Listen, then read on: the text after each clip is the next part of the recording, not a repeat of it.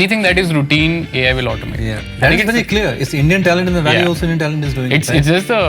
It's just the level of ambition that needs to be increased, and also our comparison point should change from you'll do what makes sense. You can literally go on Google Colab today and get a free T4 and do something that nobody else has done. Right. Demonstrate your skill set. I think the resources will keep on becoming available for you if you are skillful and resourceful enough. So where do you think the next $1 trillion company can be created?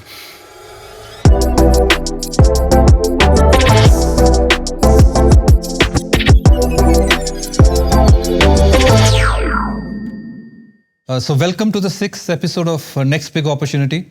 As you all know, this podcast is dedicated to fuel the desire of entrepreneurial innovation in young, old, whosoever you are. And in this podcast, we discuss the opportunities and the ideas which can become generational companies, multi-billion-dollar businesses, and even smaller businesses where India can have larger impact.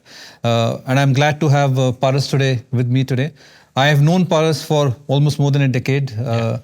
And I was thinking how to introduce him. Obviously, he's sold Wingify. He's very popular now. He was popular before as well. But since I've known him for a very long time, I think of him as a builder, as an essayist, a thinker, explorer. So because he's do a lot of things, and I'm going to talk about it of all things that he do today. So Paras, you obviously wear various hats, and you did a transition from a CEO to a chairman very, very early on, almost a decade back, right? And then you have tried multiple things. So let me ask you first, what are you most curious about right now? First of all, thank you for inviting me. These days, I'm curious about. I've sold my stake in Wingify this year itself, and after that, it just seems my curiosity has increased tenfold. So literally, I feel like I'm a butterfly in the garden, just chasing many, many things. But one core theme that connects a lot of these curiosities is really why doesn't India have more frontier technology, frontier research for the world? I just keep thinking about that we are the world's most populous nation. So if you assume that intelligence is distributed on some curve, India should have the most number of geniuses. And I do believe India has the most number of geniuses. But why is that not getting manifested in things like number of papers accepted in top journals, number of innovations, number of Nobel Prizes, or even tech companies from India that have dominated in the world? So this is a question I'm very curious about, and it's just obsessing me these days. And so what are your early observations? The early observations are one that most people would get that Indians all over the world are changing the course of technology and future. The top tech companies in India top tech companies in the world are filled with Indians. It's just that Indians within India are perhaps not doing that. So if you see the attention paper that did the whole transformer revolution, out of the 6 authors, two were Indians in the sense that they did their undergrad from India. Similarly, PyTorch co-creator did his undergrad from India, and of course Satya Nadella and Sundar Pichai. The list can go on. So we have amazing young folks who do their high school and engineering or sciences from India. But after that, if you are the top 0.1% talent, you either go for a FANG job in US or go for a PhD, or perhaps do a startup, but mostly consumer related in India, like Zomato's and Blinkits of the world. So that leaves this vacuum of doing R&D from India for the world, which just right now, I think nobody's really doing. I think, the way I normally say that Indians are doing really well. Let's see how India is doing. Yeah. Right? Because Indians everywhere is shining, in every field also, right? Yeah. It's not just the tech, right? In multiple fields. We also have Starbucks CEO for a brief while was Indian CEO, and Racket Coleman, so many others, other MNCs and other businesses which people are running, and also others part of the world. So I think my early observation is, I think not enough narrative has been created so far. Number 2, I think the risk appetite required for a talent to get there is also a little bit less than what is required at a global scale. So if you do the comparison between what China did, right? So the 2 models which have been very successful around the world. One is US, which is very innovation driven, very capitalistic.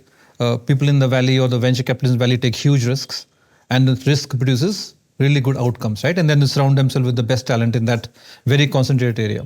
China, on the other hand, said, okay, I will take a massive capital risk. Okay, Paras, you're a young grad, you really love your idea. Here is the capital, whatever you want. Go and build factories and build the biggest factory that you can imagine.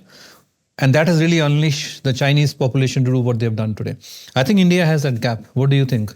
I think it's to do with economic mobility. If you think about why does the top talent leave from India for the West, it's for the economic mobility, and I think it's right for them to do so. People getting a job in Silicon Valley and suddenly increasing the social and economic mobility is the right thing to do. And like you said, in the US also, people are taking risk not because they love risk, but because they've seen these role models of Google founders, Yahoo founders, PayPal founders, where these folks have literally created so much of economic value for themselves. And even in China. So for me, everything backtracks from the economic mobility. And in India, we've just not had role models of people doing breakthrough research and becoming extremely rich or rising in status because of that. And that's why people are just doing what they feel is the best economic outcome for them, which is getting a job in the US. Yeah. But don't you think there's a at least somewhat shift now towards that? At least when I started, even when you started Wingify, that time SaaS was of course not cool, right? And then we were probably seeing, just from some data, right? In the SaaS world, we were seeing about 40 companies in 2015. It became 800 in 2018, 3,000 by 2023, and now 6,500, right? So we're seeing a massive shift in at least the entrepreneurship. And of course, within that, there's success in B2C also. We are seeing thousands of companies coming I think there's out. a massive increase in entrepreneurship, but it's mostly to do with, let's say, people building consumer companies in India. And that's also because there have been role models of a lot of consumer companies, starting with Flipkart, etc., doing a really great job. Or people now trying to do SaaS companies. But what I'm obsessed is why does like the more fundamental R&D, which is 1 or 2 levels deeper than SaaS, is not more prominent? Why didn't we have our OpenAI moment? Why did we not have so many Nobel Prize winners? If you see China's growth in this as compared to India, I think 20 years back, maybe India and China will have been same in most of the metrics. So why is this one has a hockey stick growth and the other is just completely flat? I think our contribution in top AI conferences like NeurIPS or ICML, ICLR is less than 1% and perhaps 0.1 and 0.2%. It's just abysmally low for a country this large. Yeah. So what should we be doing? That's the question I'm obsessed. I mean, I have the question, I don't have the answers. My hypothesis is that we need more role models and simply someone who says this can be done. Yeah. So my strong hypothesis is that we don't lack in talent or skills. That is very clear. It's Indian talent in the valley. Also Indian talent is doing it. Right? It's just a level of ambition that needs to be increased, and also our comparison point should change from looking around ourselves within India or other communities to trying to be the best in the world. As long as we are trying, I mean, as long as we try to compare ourselves, let's say we are the best company in India, nobody really cares on the global stage. I think we need to have more entrepreneurs who says, I need to be SOTA in my industry. I need to be number one across the world in my category. So that level of ambition needs to happen before we can have any of it. I fully agree. You know, I'm in your camp fully, and this podcast is also for the same reason, that we can.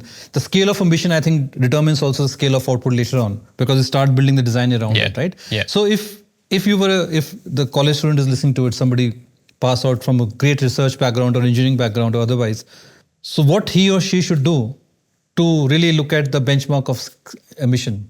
Yeah, I think the first thing that person should do is to stop comparing themselves or their work with their peers. A very natural tendency is to see around yourself and see what my project is like versus other projects happening in the same college or same department and so on. I think that should not be happening, because world is so large. Imagine the same person doing this in Stanford or MIT.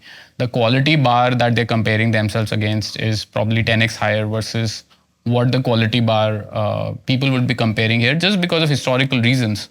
So I would strongly encourage people to detach themselves with the quality bar they have locally, but say what is the top 1 or 2 results in my field across the world, and how far are you from there? Make internet your community, right? There's just so many communities on Reddit or Hacker News and so on.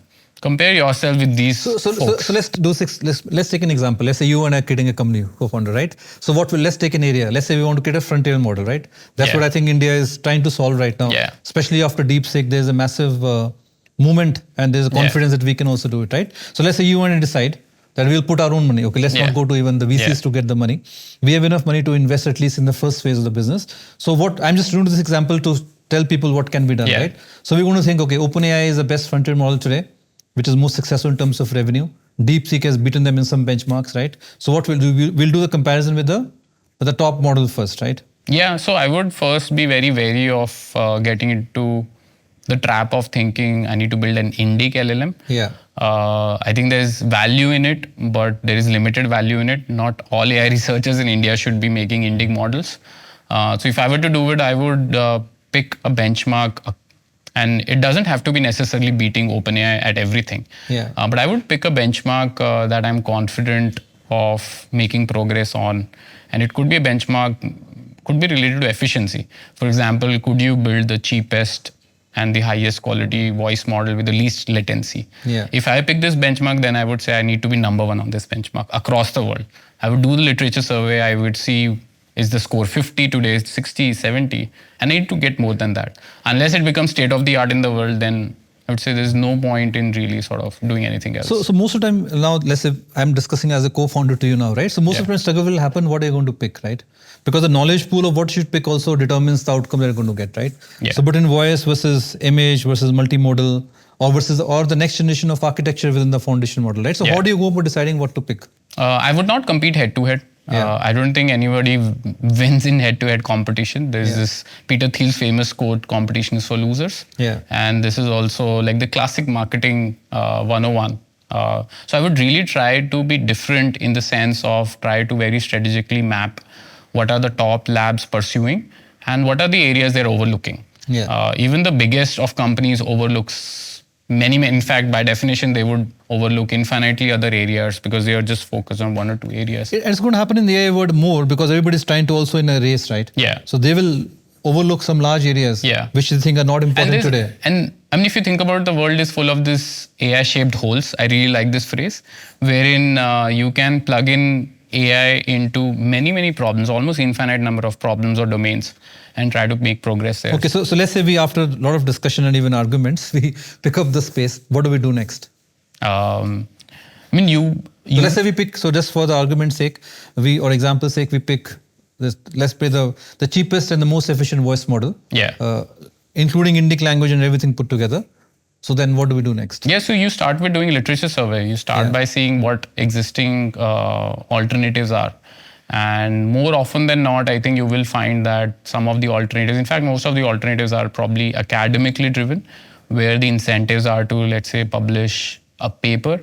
And once people publish a paper, they probably move on to the other project. Yeah. And this means they would definitely leave many, many ideas unexplored. So doing a literature survey and figuring out what is a couple of approaches that they're missing, and making a list of all these hypotheses which I feel that they missed and they have a high ROI potential. And just start knocking them off one by one. But I wouldn't worry too much about picking the perfect plan.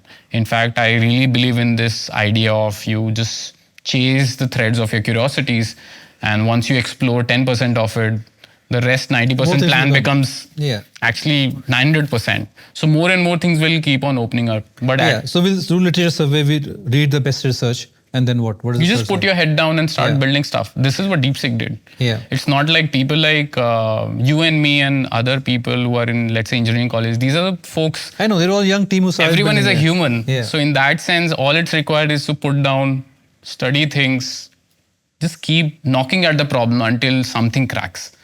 And if you go deep down, I mean, if you even see what Deepseek and OpenAI is, it's just hundreds of detailed things done well. It's no single one aha moment that will I'm trying to get you there. To more for the audience, and practically because people ask this question, right? They're going to ask, okay, how am I going to get the GPU? Where is the compute capacity going to come? Even if it is imaginary, that's a question on people's mind, right? That has also stopped people in the past.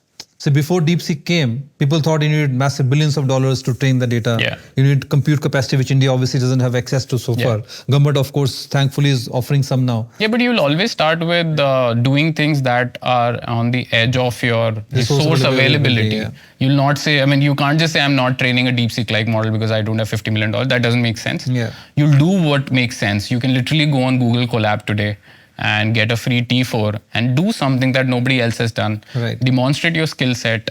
Then I think the resources will keep on becoming available for you if you're skillful and resourceful enough. Yeah. But don't sit and say, I'm not doing it because I don't have resources. Nobody had resources. Resources finds people who are very resourceful. And to the extent you also launched a program, right? Yeah, so I've been running this thing called Lossfunk, where I'm just trying to gather people who are interested in frontier AI from India for the world. So there is a residency where for 6 weeks, 10, 15 people come together and explore AI very, very deeply. Some would work on RL, some would work on LLM, some would work on just very exotic areas. This is not just building, let's say, wrappers on APIs. Yeah. This is literally training models, fine-tunings, working on embeddings and so on. And the other program that I'm experimenting with is where I'm getting people for almost a year, calling it a builder program, and helping them build actual companies out of their research. We also started AI Studio, as you know, right? We spoke about it before we launched, right? So, a similar concept. We get 7 to 10 companies, spend 12 weeks with them. You know, we're also experimenting 6 weeks or 12 weeks. We thought much more longer time. And this is a space where they're going to come and work.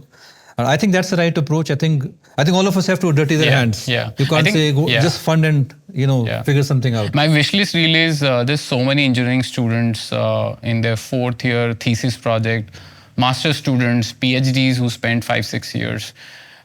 There's just so much of time that they invest in building things. I really wish a lot of that time and energy starts getting oriented towards building very hard tech research oriented problems that can actually be spun off into commercial value of some sort. So this is the message for all of you guys listening to Paras and me also, right?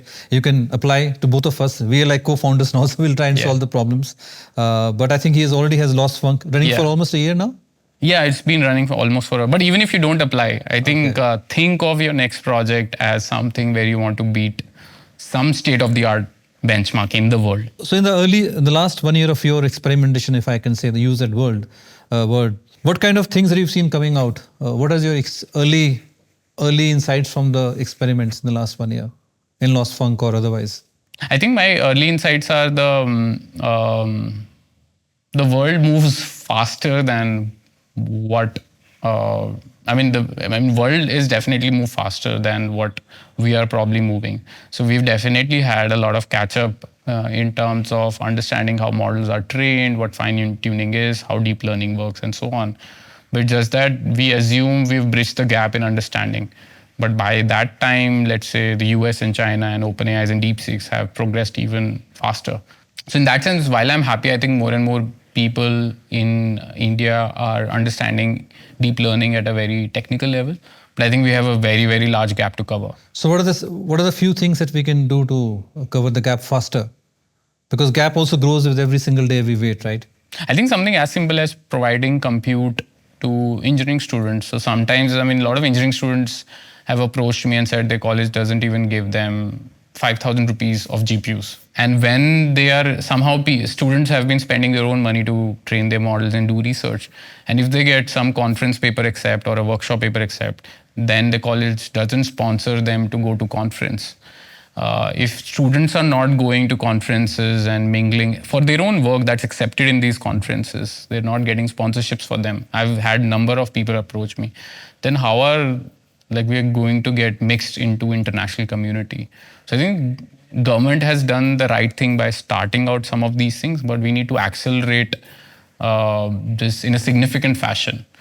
Why shouldn't we have international superstars like Lan Yakun and Hinton and a lot of other people come here and mix and give talks? Why shouldn't we have our students go to international conferences? So it's just 1,000 things that need to happen. So basically the grassroots has to be mobilized. Yeah. So unless the mobilization happens at grassroots level, it's very difficult to keep pace at the way the world. And I also feel, I think while the focus on building our own foundation models is necessary for national security reasons, I think we have to think of building systems that produce models and not just produce models themselves. Yeah, like And IPL for one. India was never that good in pipeline for talent. yeah, so we need to have a pipeline for research. Yeah. So instead of just focusing on a particular research artifact, we will make our own LLM. I think we should be figuring out how do we build this pipeline of research and talent that produces, because LLMs are LLMs today. You don't know in 5 years what thing will it be.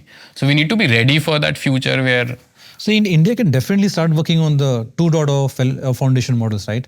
There definitely something next will come. If Yeah, but my point is that what we need is to have institutions that produce this on on a regular basis. I think we have the infrastructure. We have IITs and RECs and other engineering colleges. I think we just have to enable them.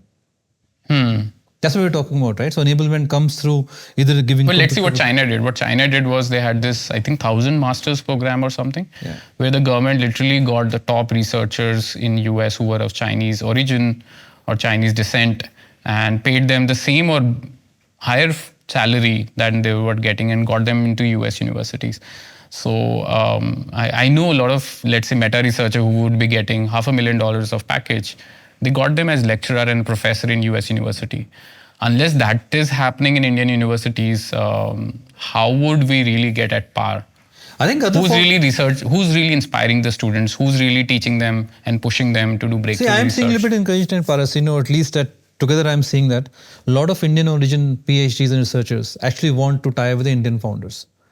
Out of 1,000 plans that we received in the last 1 year, which is primarily AI in some form or other, may not be frontier models, almost 50% are hybrid teams.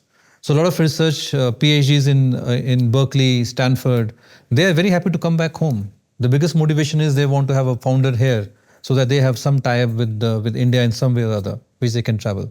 I think for our model could be, since Indian diaspora is so strong, we can call them and they will, I think, likely glad to come. Yeah, but nobody would sacrifice their economic opportunity for it. So we need to create ways that they're able to justify. But private sector can create. Yeah, of course, that's the way to go. And I think that's why incubating projects and making them into companies so that their equity value unlocks is the third viable model to either someone going for PhD or getting a fan job. I'll give you a small example. So I was talking to somebody who just left Google DeepMind after 6 years. Before that, he was a Googler. So I asked him, he's not Indian, he is of foreign origin. I asked him, how does the economics work? Just to understand this question. So I'm going to share the economics here. So typically a Google DeepMind or a researcher of that capacity gets anywhere between $1 million to $1.5 million salary, like you also said, $500,000. But he's more senior, so between that. So for him, moment he steps out, they will get a massive salary from a startup who will probably double the salary because they want that rare talent. Or they will have the option to start on their own, which is when the real value of the research will get locked out, or say realized, right? They're not locked into the research and leave the research behind at one place where they've worked. They're able to get benefit from it. So I think that incentive structure is also a massive incentive structure. Where they're not, so anyway, the base case is $1 million for them. So they're in a very good position. Now, the question is, what is the upside for them? So I think economic benefits can also. I agree. I think we need to make top researchers and top talent really, really rich. For the cycle to start, where people feel that irrespective of whether they are in US or anywhere else, they can create a lot of value for themselves. And I think everything else being equal, people prefer to be at a place where they were born at. So if we are able to create amazing companies from India for the world, I think the cycle has potential to change. I would also encourage media to write about it. So I think we get a lot of media stories. Yeah, of course. So the social validation is coming for a Paras selling a company, or Manav selling a company, or starting a company, or somebody else starting another B2C startup, right? I haven't seen media articles being written about the best researcher. Like even if it's an Indian globally, right? Media should write about it, right? There should be a blog on him or her. That's why at Lossfunk I started a project called India at ML, where we are tracking all the papers that are accepted at top conferences.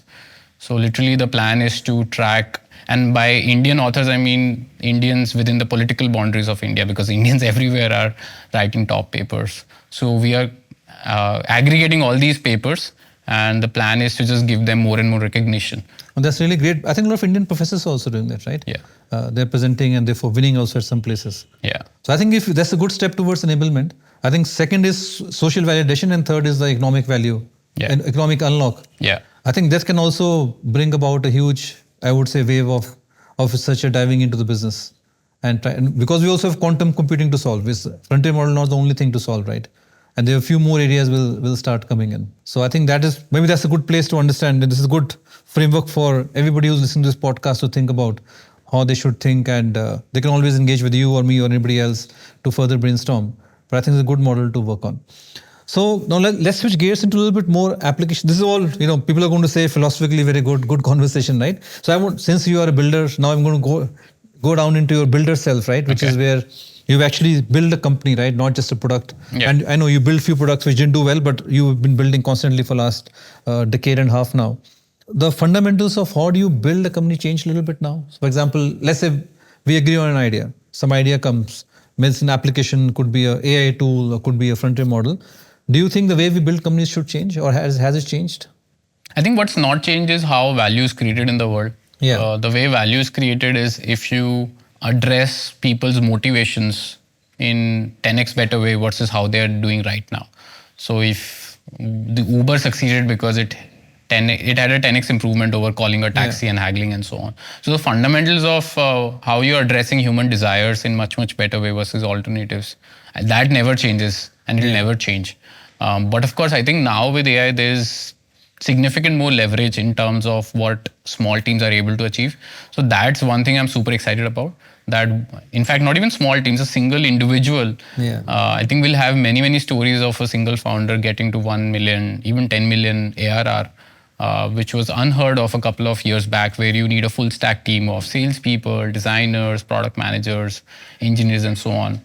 Now a single founder can do all of this and get to a scale where the person can get quite financially free in that sense. Yeah, definitely financial freedom. But I'm trying to give a practical, steps. So what are the 5 steps you would do? Let's say if you're a single co-founder or you have 1 or 2 more co-founders and you hit upon an idea which you think can really become very big in AI world, what are the 5 steps you will do to create a company today? I think I would write lots and lots of ideas first. Anything that my gut says, where I feel this is something I'm interested in. I noticed this. I mean, there's so many prompts out there where you can start thinking about ideas. So ideas in big volume. So I would encourage to write lots and lots of ideas, and then you do filtering of first pass of just the basics we talked about, whether this is even possible or not possible, in the sense of whether this is something which you think could be delivering 10x more value versus the alternatives, because nobody changes their behavior for an incremental change. Yeah. So do you think this can change the way the world works in a very big fashion? So filter with that, and all of this then you call as venture hypothesis. So treat really company building as you would do like a scientific theory. Okay. So let's say you have 3 or 4 ideas. Then start with the top one, the one you feel most excited by. Build a prototype, like go to Bolt or V0 or Lovable. Build a prototype, make a landing page, start showing people, notice their reaction. If they're saying it's nice in a passive way and so on, reject it, it's a bad idea. But if their face lights up and say, when can I get it? They're very excited about it. Then you know there is real spark to it. And so I would spend significant amount of time really gathering this information, whether people are emotionally excited about, and not just pitch idea. I would not pitch people idea. I would actually, this is the age where AI is making prototypes so easy. I would literally build prototypes and have people play with it and notice their reaction. If they're bored, it's a bad idea, or maybe they might be the bad audience. Do it enough number of times with enough number of ideas. I think you'll get that initial spark of something clicking with some audience, and you just keep doubling down on it. Yeah. And when will you raise capital, if you need capital? I would not raise capital as a default. Yeah, as it when. That's what I'm saying, when. Because a lot of young people also struggle to think about. I mean, I never raised capital for Wingify. Yeah. If unit economics is making sense, when by unit economics means that, let's say you're spending some money to acquire leads from AdWords and or Facebook, Instagram, or whatever, and you're spending 10 rupees and getting 30 rupees in revenue, and you're limited by funds, you know that the market is big and you can grow really fast if you had a lot of money to invest. That's when I would raise. But I would not just think of raising just because it feels cool or... That's not going to help anyways, right? Yeah. Being cool is going to die down after some time any which ways, right? I would really focus on making my product get a lot of traction And in fact, I would say I would have VCs try to contact me by building such a good product that I don't have to go and raise. I think the best position to be into is to have such a solid product with such traction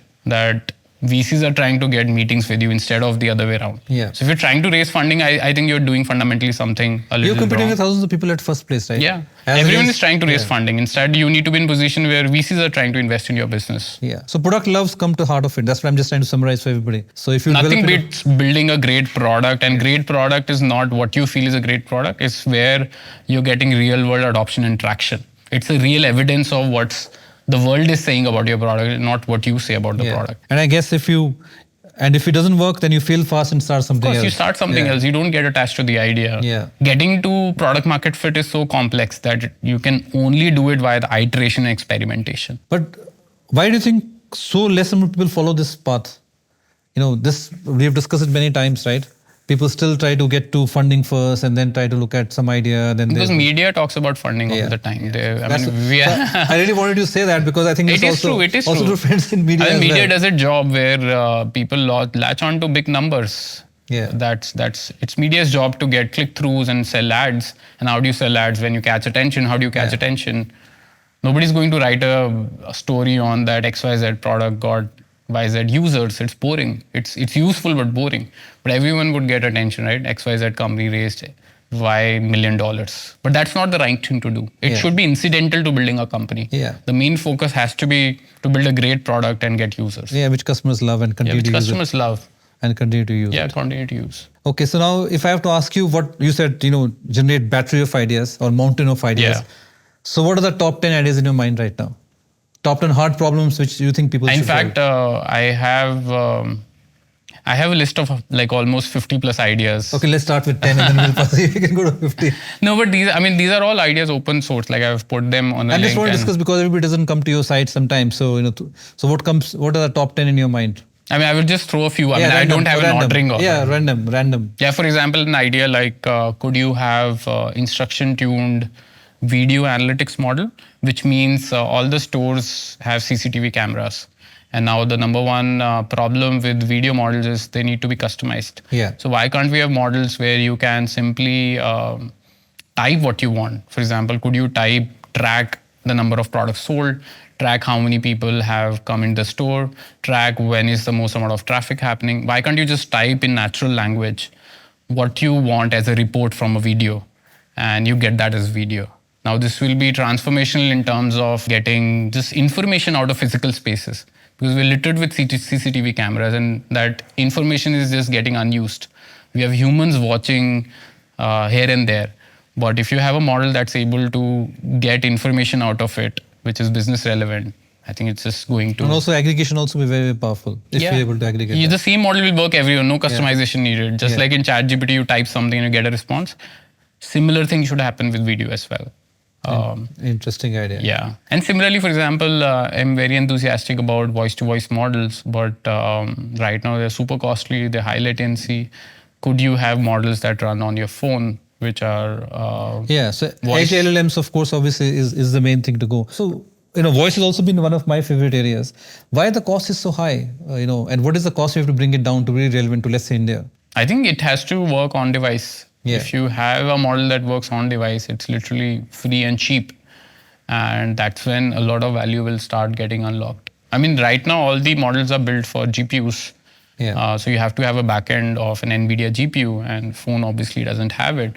So it has to be approached in a very different way. I do think eventually it's possible, but it does require 1 or 2 research breakthroughs. And that's where the opportunity is. Of course, as someone who's technical, there's 2 ways to look at startups. One is startups take market risk. The other is technical risk. Market risk means you use existing technology. You use, let's say, OpenAI API to build something and so on. You don't know whether market exists. The other thing is that you know the market exists if you're able to build technology. So, for example, if you're able to lower the cost of transportation airfare by 10x, you have Delhi to Bangalore flights in $100 instead of whatever, 5,000. You have a big market. So that's also a very exciting way. And deep tech companies should never take market risk. They should always take technical risk. Yeah, that's where they're able to bring that product economics in a way that it will work, right? Yeah. So some research breakthrough has to happen, right? Yeah. Therefore, ADEC could not do it back in the day. Yeah. Coming back to the airline example, right? And Indo could to some extent. Yeah. And that has sparked revolution in India. We have so many tier 3, tier 4 towns which we can travel to, right? There's also a lot of debate in this context where, many people have said India is really good for applications. India should not develop any deep tech, which we are talking about, or even tools, right? India should just become a use case nation of the world, and so on and so forth. So in this context of ideas, what do you think? Because both the ideas talk about is still video analytics, not that much deep tech. Of course, the voice is going to be deep tech, research-based idea. Yeah. So what do you think of this entire I think it's a big and continuum. I think it's a little bit of an error to think about you'll focus on foundation, or others will focus on applications. Yeah. If you see, all the foundation model companies are focusing on applications. Because that's where the money is. That's where the money is. Yeah. So if you're just focused on building on someone's API, the one who's providing you an API will eventually eat your lunch, whether you like it or not. So companies will migrate to where the customers are, where the value is created, and value is created at the application layer. Yeah. So you will, and of course, if you're building your own research, the reason Chat GPT is so popular is because OpenAI controls the models and the interface. Yeah. And these two things are very tightly interlinked together. If you have to give an innovation at the interface level, unless you control the model, you're always limited by what the model does. Yeah. Again, the reason Apple won is also the primary, the beautiful case for it. The full stack model. They own everything from the processor to the interface. Yeah, that's how you can control and create. It's very hard, but that's the companies who are able to do it dominate the world. Yeah, so full stack model. Yeah. It could be a vertical, it could be horizontal. The full stack models do work. Yeah. I also believe in that. I think India has to actually be a full stack model. Yeah. If you develop only an application, it's very easy to disrupt as well, right? Yeah, your lunch will get eaten. Yeah, and more, and as you know, coding is just English now, right? Yeah. So coding is not going to be differentiated anymore. It is how do you control the full stack so you can control the end user experience basically. Yeah. That's what Apple does or Chat GPT does. So what the customer cares about is the end user experience. Yeah. But to deliver a really beautiful end user experience, I think you need to have a full stack. If you don't, the one who controls the full stack is going to win. So where do you think the next $1 trillion company can be created? Everywhere. But I hope India. I wish it is India. You mean the area or the geography? Area wise. The future is just so unbounded that I think literally in every domain we'll have, I don't know about $1 trillion, but $1 billion companies and huge outcomes. I think India for India is also a good opportunity in the AI context.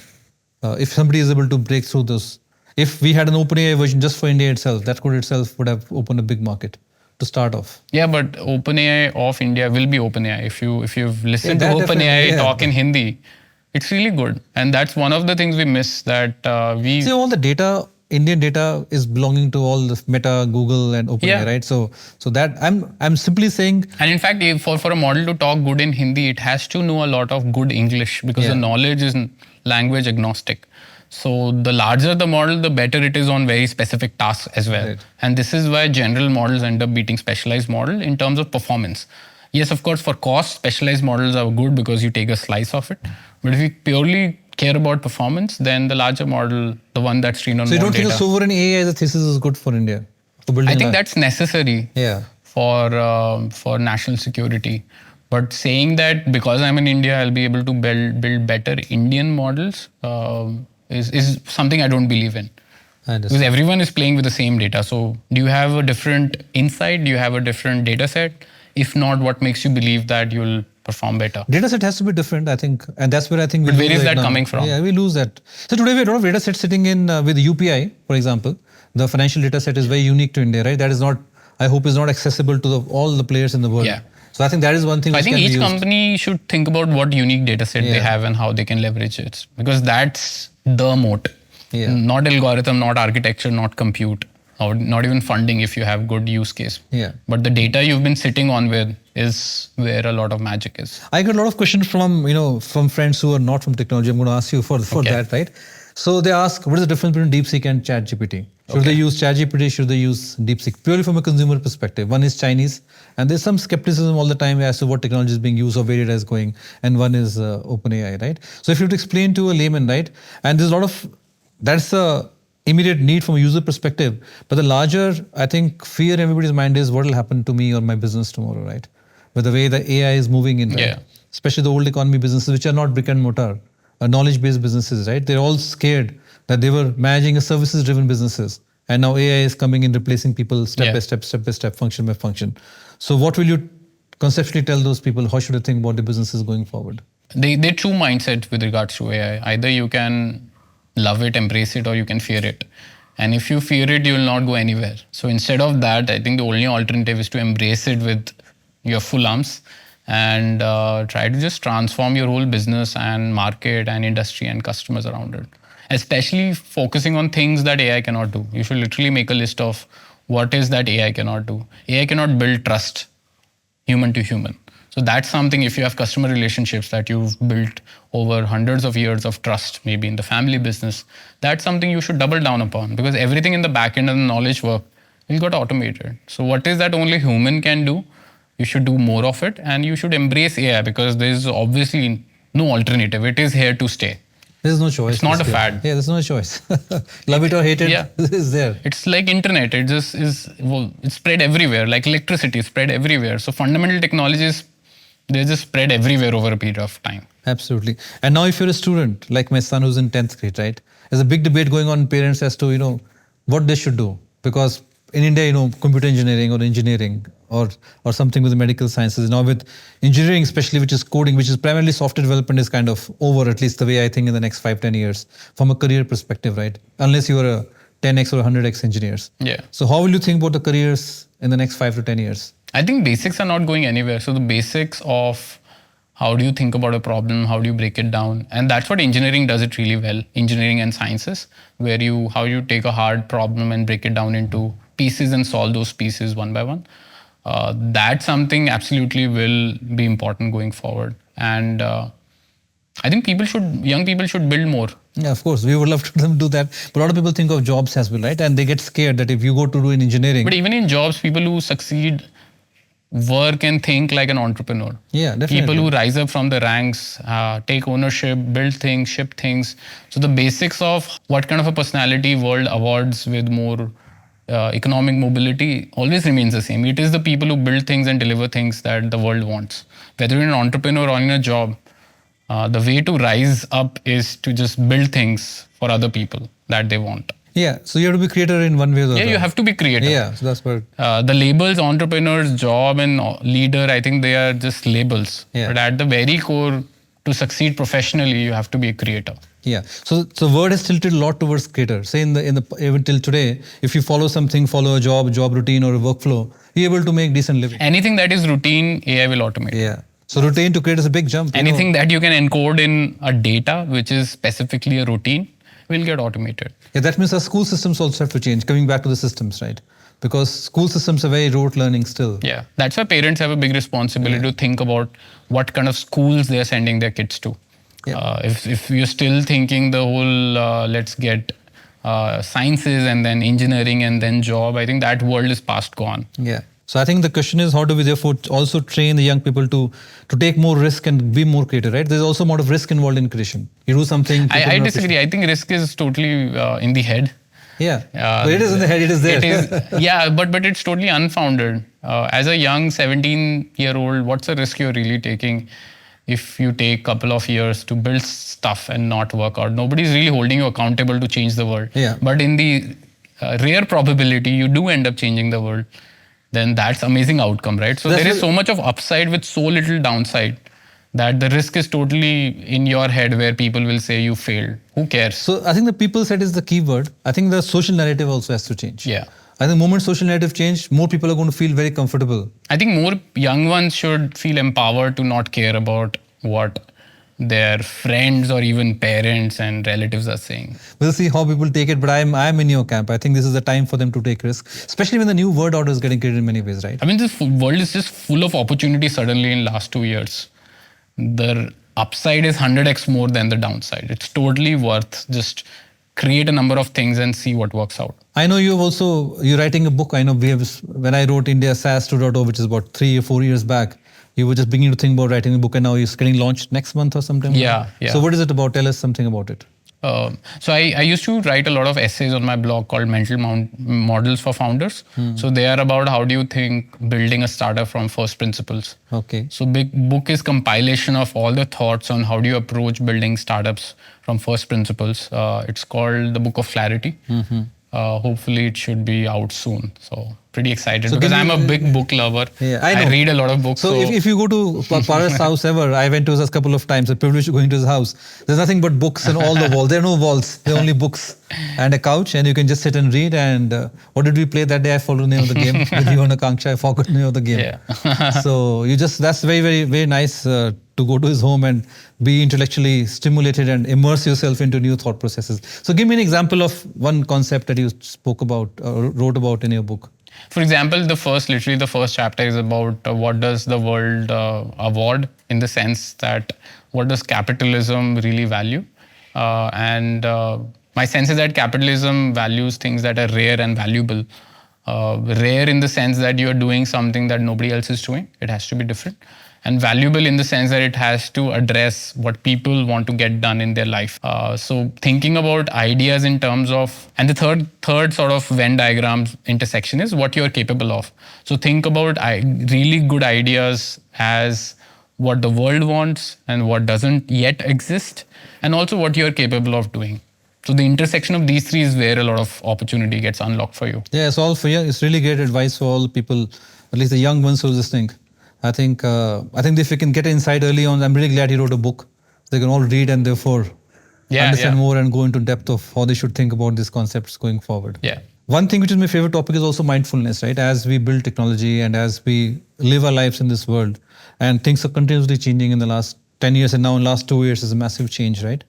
A lot of people go through this depression, or mental issues, sports people to personalities, to even young children and college bullying and so forth. So how do you think the mental health issue is going to get solved, or is there a way to solve it through technology? It's been tried many times, it has not been successful so far. Yeah. Do you think AI can help in any way? I'm skeptical. I think mental health issues are a product of so many factors, mostly societal and environmental. Who do you find yourself again? Social media, schools, colleges, lack of physical activity. Yeah. I think so many factors are contributing into this that I don't think tech alone can solve it, which is just a small part of your total. How do you keep yourself centered? What is your routine, hack, whatever you call it, to keep yourself focused? And you've gone through a lot, right? Wingify, today you got passive exit and congratulations for that. Thank you.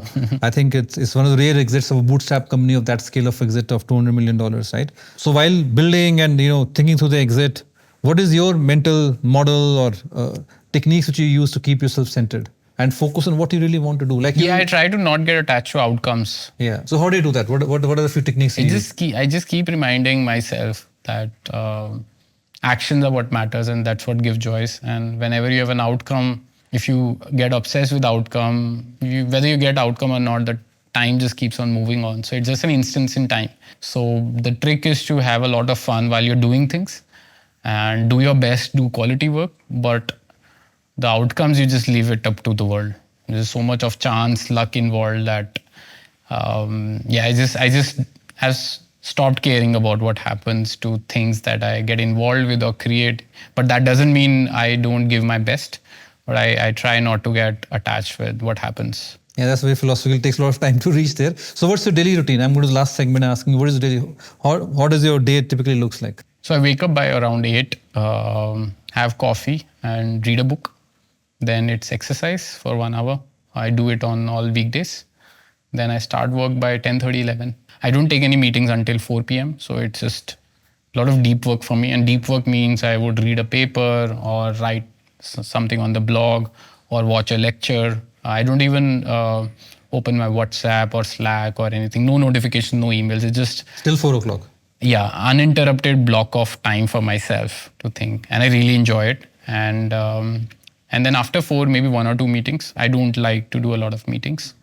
And by 7 p.m. I have my dinner and then read a book again and then and what time go to sleep with a book between 9 and 10. Yeah. Well, Like I told you earlier, Yeah. I've stopped having coffee after 9 a.m. and I've been sleeping that's the hack. 10, 11 hours. Racing audio. I strongly recommend not having coffee after, or any caffeine or chai. It's very hard. I used to have a lot of chai and coffee, but ever since I stopped it, by 8 p.m. I'm just... I love coffee, so I cannot recommend that. I'm word from. And also, I started keeping my phone outside in a separate room. Yeah. So I just end up sleeping with a book. That really works. So two things which I also been doing for last 20 years is I have a block of time early in the morning. I get up at 5. So 5 to 8:30 is my uninterrupted time. Okay. And I do exercise after that. Okay. So that has really helped me for last 20 years. Just reading and be on your own, not doing a lot of active work as such. And that is the time of the day when actually people are not disturbing you also. You're not getting any calls. Yeah. Nobody's calling you, coming for a meeting. Your family is also sleeping most of the time, unless your wife or children also do get up early sometime. So that has been very useful for all this while. And I also agree with your idea of keeping the phone outside of your bedroom. Yeah. That really helps. That consciously does. It does. Does really help. Yeah. Perfect. Awesome. Paras, this was really awesome. Thank you so much. The time just flew by. It was wonderful. Yeah, Thank you for having me.